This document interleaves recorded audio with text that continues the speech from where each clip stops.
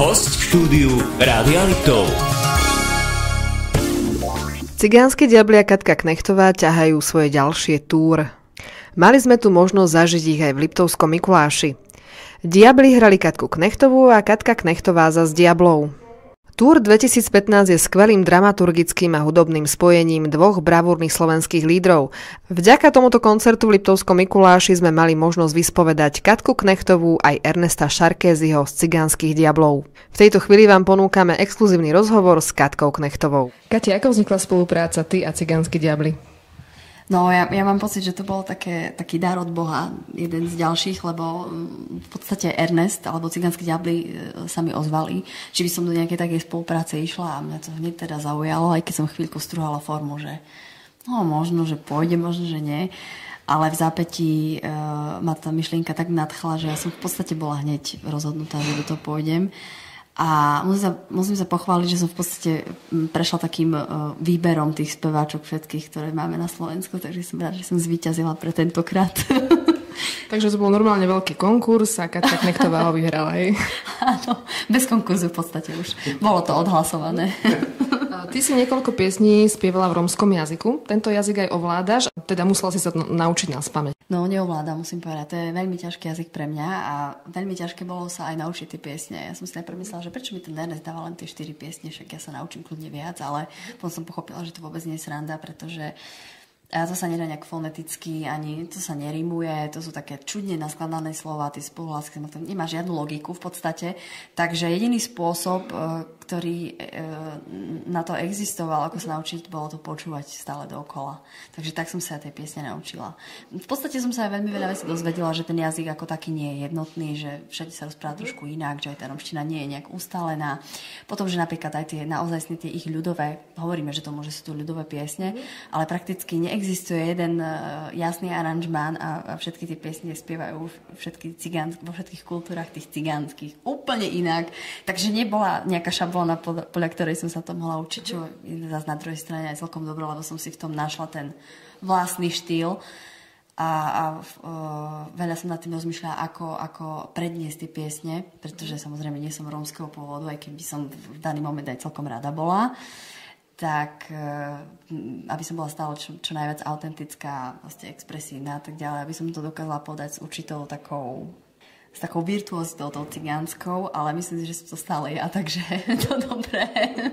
Plánuješ sa ho aj naučiť, alebo radšej nie? Ja si myslím, že to asi nezvládnem. Že by som sa, akože toto turné, alebo vôbec tie piesne ma tak nejakým spôsobom smerujú aj k tej ľudovej hudbe, alebo k takej tej akustickej, tej klasickej, alebo v podstate k folklóru ako takému, čo som zistila, že ma veľmi, veľmi baví, takže sa pohrám s myšlienkou, že sa tomuto budem v budúcnosti možno trošku viac venovať. Takže ja som jednoznačne vďačná za tú skúsenosť, lebo je to iná forma spievania. Človek objaví v sebe také aj trošku iné stránky, že dokáže byť trošku viac naozaj expresívny, zase použijem to slovo, lebo iné na to ani asi nie je lepšie. Človek sa uvoľní a ukáže aj takú trošku inú spevácku aj muzikantskú polohu v tých pesničkách. Takže je to super, ja sa z toho veľmi teším. Kati, ty tu občas tak prídeš koncertovať k nám na Liptov. Aké ty máš väzby s Liptovom, s týmto krajom, okrem týchto pracovných? Máš tu nejakých priateľov, známych, rodinu? Alebo chodíš tu za relaxom napríklad? No aj relax samozrejme, sem tam. Ale je to aj celkom dobrá jedna reštaurácia, v ktorej chodívame sem tam, keď prechádzame. Má v názve číslo.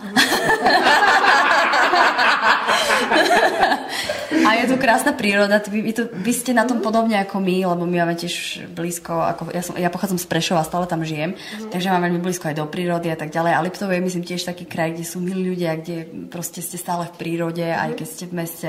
Takže má to takú dobrú polohu, čiže občas ako prechádzame. Keď mám čas, tak vždycky zájdem.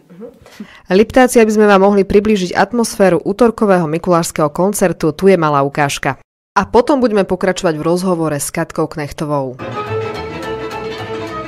Pekný dobrý večer, dámy, páni, vážení hostia. Ja by som vás chcel všetkých pozdraviť mene celého orchestra Cigánski diabli, ktorí hrajú pod vedením primáša Štefana Picura Baňáka.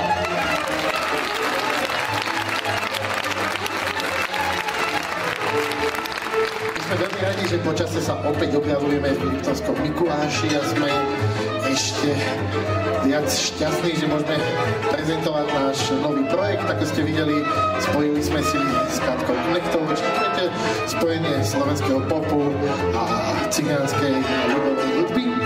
Takže my sa na vás veľmi tešíme a poprajeme vám pekný večer. Pekný večer, Mikuláš!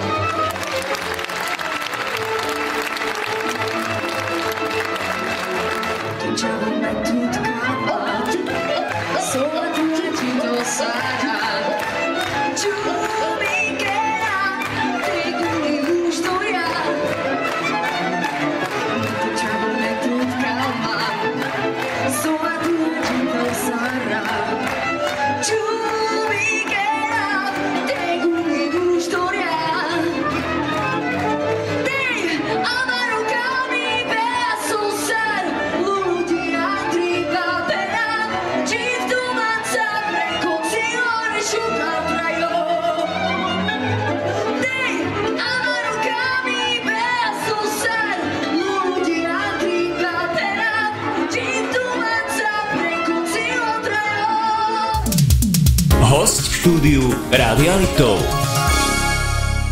Kombinácia Katarína Knechtová a Cigánsky diabli je naozaj geniálna. Len nedávno sa mali o tom možnosť presvedčiť aj Mikulášania v Dome kultúry. My sme mali možnosť hneď po koncerte vyspovedať Katku Knechtovú. V tvojom túr s Cigánskymi diablami teraz bude nasledovať Prešov.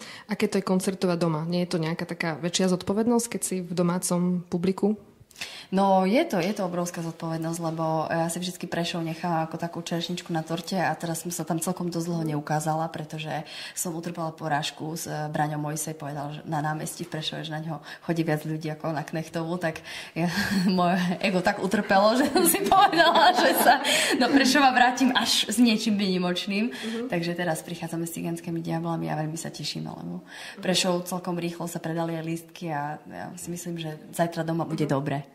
A nerozmýšľaš na základe tohto jeho výroku, že s ním bude nejaká spolupráca? Myslím si, že nie. Ja to beriem ako for, samozrejme. To bolo také akože... Tak ma to, myslím si, že inšpirovala a tak podpichlo takým dobrým spôsobom, aby som proste v tom Prešove ukázala, že majú byť na čo hrdiť. Lebo ja som tam v podstate už taký inventár v tom, ako doma, ja sa prechádzam po uliciach, tak to ľudia, že ty si naša, tak, takže ja som doma nie je nikto prorokom, ako sa hovorí. Takže o to viac sa zajtra budem snažiť, aby tí Prešovčania boli na mňa hrdí.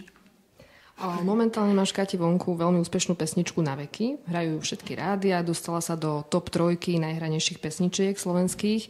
Povedz nám niečo o tejto piesni, ako vznikla. No, vznikla z takej mojej viac menej nenaplnenej lásky. Takže ja som už tomu dotyčnému aj písala, že či náhodou mu nemám nejaký z tých tantiemov svojich poslať, lebo keby nebolo jeho, tak ja tú pieseň asi nezložím. Takže v podstate vznikla z takého, je to v podstate osobná výpoveď a keď sa to stretlo, že teda som si písala aj text aj hudbu sama. Takže mám z toho obrovskú radosť, som ani nečakala, že bude tak úspešná. Takže tieto autentické veci sú väčšinou vždy v tých... Ja si myslím, že ja mám ten dar, že čas od času sa mi podarí nejaká silná pieseň, s ktorou sa tí ľudia dokážu žiť a nejakým spôsobom v tých ich životoch rezonuje nejakú dlhšiu dobu. Takže ja som za to veľmi vďačná. A ďakujem, samozrejme. Čo pripravuješ najbližšie pre svojich fanúšikov? Počuli sme, že nejaký single ďalší by si mala dať vonku v apríli? No ja mám veľmi veľa plánov a keďže som veľmi náladová, tak ich stále mením, ale jedna tá základná meta je, že by som chcela do konca roka vydať album. Potom by mal prísť v jari ďalší album, ktorý bude trošku iný, klavírny. By som to chcela nejakým spôsobom prepojiť, aby to bolo zaujímavé. To je ešte také rôzne iné ponuky, ktoré sú tiež pre mňa ako pre hudobníka veľmi zaujímavé, ale ešte i o nich nechcem rozprávať, lebo to je v štádiu riešenia, ale v každom prípade sa na svojich fanúšikov nevykašlem a hlavne budem teda pracovať na tom albume, aby som dodržala sľub. Čo by si odkázala svojim liptovským fanúšikom?